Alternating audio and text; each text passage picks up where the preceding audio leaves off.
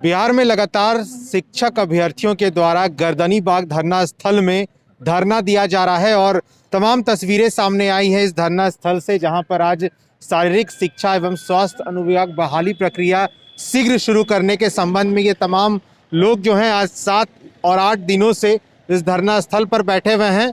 आपको हमने यहाँ की कई तस्वीरें दिखाई हैं जहाँ ये धरना स्थल इन छात्राओं से, इन छात्रों से भरा होता है।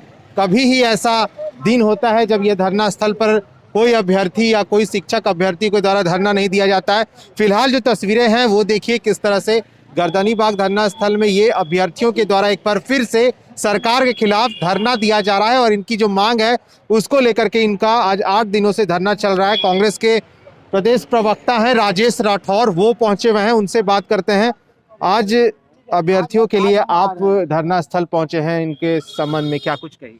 देखिए, लगातार बिहार सरकार का रुख बेरोजगारी बढ़ाओ नीति की ओर है। सीटें खाली हैं शिक्षक का, सीटें खाली हैं शारीरिक शिक्षकों का। न्यायालय से आदेश के बावजूद शिक्षकों की बहाली में, शारीरिक शिक्षकों की बहाली में जहां हम अभी बैठे हैं, सरकार लापरवाही बरत रही है। इतना ही नहीं, रोजगार देने के बजाय सरकार की ओर से इन्हें धमकी मिलता है कि अगर आप धरना प्रदर्शन कीजिएगा तो सरकारी नौकरी नहीं देंगे, सरकारी ठीके नहीं देंगे। जो 12 लाख के आसपास बिहार में संविदा कर्मी हैं, उनको कहा गया है कि 1 महीने के नोटिस पे हम हटा देंगे। लोकतंत्र पे हमला सीधा हो रहा है। लोकतंत्र का क्या था कि हम अपनी मांग को लेके प्रधानमंत्री, मुख्यमंत्री सभी के खिलाफ हम धरना कर सकते हैं अपनी मांग के लिए। तो दिल्ली के नरेंद्र मोदी जी किसानों के शरीर पे ट्रैक्टर चलवा रहे हैं। पाकिस्तान के बॉर्डर से मजबूत दिल्ली का बॉर्डर किसानों के लिए बनाया गया है। पाकिस्तान बॉर्डर से ज़्यादा पुलिसकर्मी दिल्ली के बॉर्डर पर हैं कि किसान ना आ जाए। और बिहार के नौजवानों के पीछे सरकार इस प्रकार से पड़ी है, ये धमकी भरा पत्र है ना कि आप धरना प्रदर्शन करेंगे तो हम सरकारी नौकरी नहीं देंगे। तो हम जाएं कहाँ? लोकतंत्र में भारत के संविधान ने, अंबेडकर का संविधान ने, गांधी का देश हमें यह अधिकार दिया है कि लोकतंत्र में अपनी मांग को रखेंगे। हम न्यायालय में जाएंगे और हमारी मांग जब तक पूरी नहीं होगी तब तक हम लड़ते रहेंगे। इन लोगों के साथ हमारी हमेशा रहा है।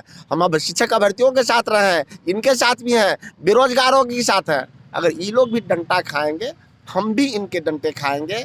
अंग्रेज के डंडा से बड़ा नीतीश का डंडा नहीं है। अंग्रेज के डंडा खा के, उनके कोरे खा के, उनके फांसी चढ़ के हमारे पूर्वजों ने हमारी आज़ादी दी है। तो नीतीश का भी डंडा सहेंगे।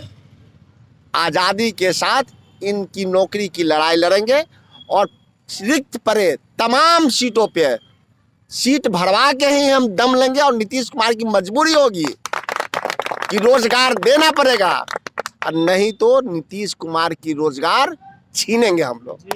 एडीजी के तरफ से जो लेटर जारी किया गया है उसमें साफ तौर पे कहा गया है कि अगर आप कोई धरना स्थल पर धरना देते हैं या सरकार के खिलाफ प्रोटेस्ट करते हैं तो आप सरकारी नौकरी नहीं होगी और आप ठेका पे काम भी नहीं कर सकते हैं। तो क्या ये डर नहीं है अभ्यर्थियों के बीच? अगर वह डर हमारे पूर्वजों को होता तो आजाद देश में हम नहीं होते। नीतीश कुमार जी स्वयं आंदोलन के उपज है। यह कहने में हमें कोई परहेज नहीं है कि हमारी कांग्रेस सरकार के खिलाफ लगातार वो आंदोलन करते रहे। जेपी आंदोलन कौन नहीं जानता? कौन लोहिया जी को आंदोलन को नहीं जानता? छात्र आंदोलन बिहार में हुआ, कौन नहीं जानता?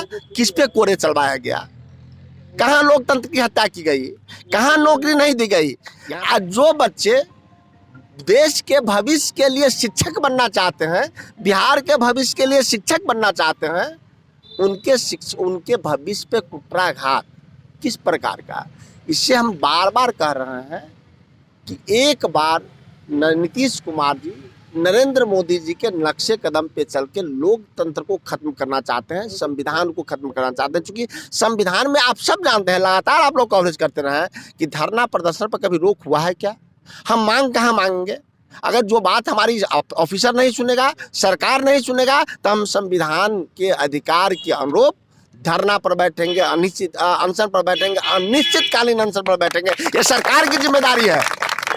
ठीक है, हमें धरना प्रदर्शन, हम इन लोगों को जगह नहीं मिले, सरकार तो बताए कि बच्चों और शिक्षकों का अनुपात कब पूरा करेंगे, कहाँ से शिक्षक लाएंगे? शिक्षक तो यही लोग रहेंगे ना, कहाँ से लाएंगे? राजधानी पटना में कई धरना हमने देखा है, क्या लाठीचार्ज भी किया गया है अभ्यर्थियों पे? क्या आवाज पहुंचेगी सरकार के कान तक? क्योंकि ऐसे धरने तमाम होते रहे हैं राजधानी। 250 साल लग गया था अंग्रेज को भगाने में। शुरू में अंग्रेज भी यही समझा था कि फूट डालो, राज करो।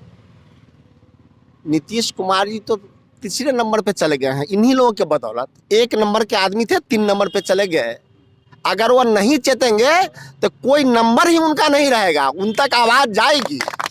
और हम समझते हैं कि नीतीश जी की धर्मपत्नी स्वयं शिक्षक रही हैं, वे स्वयं इंजीनियर रहे हैं, बेरोजगार रहे हैं, भले उनको जनता ने रोजगार दिया है, कम से कम इन बेरोजगारों के बारे में तो सोचे। अगर इन बेरोजगारों के बारे में नहीं सोच रहे हैं तो आने वाले भविष्य जो बच्चे हैं उनके बारे में सोचें। उनको कौन पढ़ाएगा? शारीरिक परीक्षण कौन देगा उनको? चलिए, तो हमारे साथ कांग्रेस के प्रवक्ता हैं राजेश राठौर, वो पहुंचे हैं और तमाम अभ्यर्थियों के द्वारा जब धरना दिया जा रहा है तो इनका समर्थन भरपूर इन अभ्यर्थियों को मिल रहा है।